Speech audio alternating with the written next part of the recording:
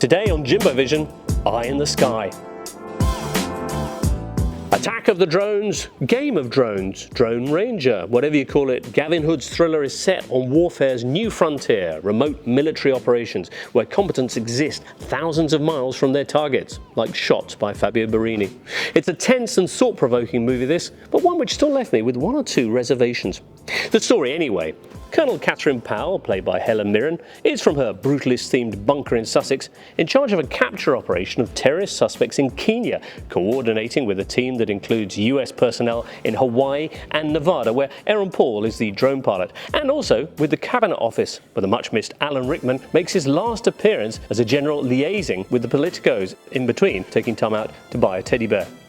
Things become complicated when the agent on the ground, the one man who actually still turns up for work apparently, played by the excellent Barkhad Abdi, out of Captain Phillips, discovers that a suicide bomb attack is being prepared, escalating the mission immediately from capture to kill. But just at that point, a young girl arrives and sets up her bread stall right in the strike zone. Can the strike be made without killing the girl? Is it better to inflict one innocent casualty to save countless others? Is the only way ethics? Well, these are all questions that the movie raises, and they need answers fast, because time is running out.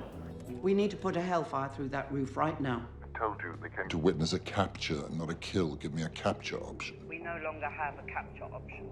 Any action on the ground will lead to an armed confrontation, which we will not be able to contain. They're watching.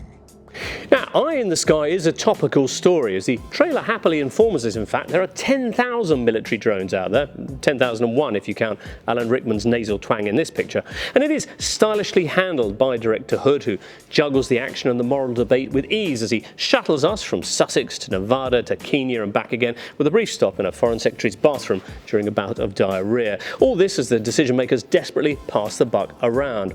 A tense film then that raises intelligent questions and doesn't pretend to have the answers. Still, as I say, I had reservations. The focus, for a start, by Hood and his writer Guy Hibbert's on war being hell for the people doing the bombing, the troubled soldiers, the teary drone pilot Aaron Paul. It's well-intentioned, but it does look significantly worse, you'd have to say, for the folks on the other end of the Hellfire missile. Equally, the surveillance and strike capabilities of the drone network shown in this film are downright terrifying, and Hood's happy depiction of the people in charge of those buttons as being teddy bear buying softies ready to halt everything over the fate of one bystander is, I fear, wildly naive. A recent history suggests a very different approach generally taken by the military.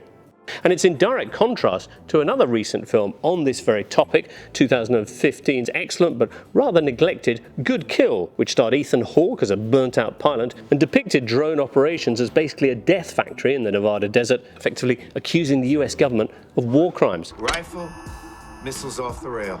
So, some serious doubts then about the worldview in Eye of the Sky, but in purely thriller terms, this one scores highly. 7 out of 10, I'll give it. Worth viewing, but also well worth digging out Good Kill while you're at it.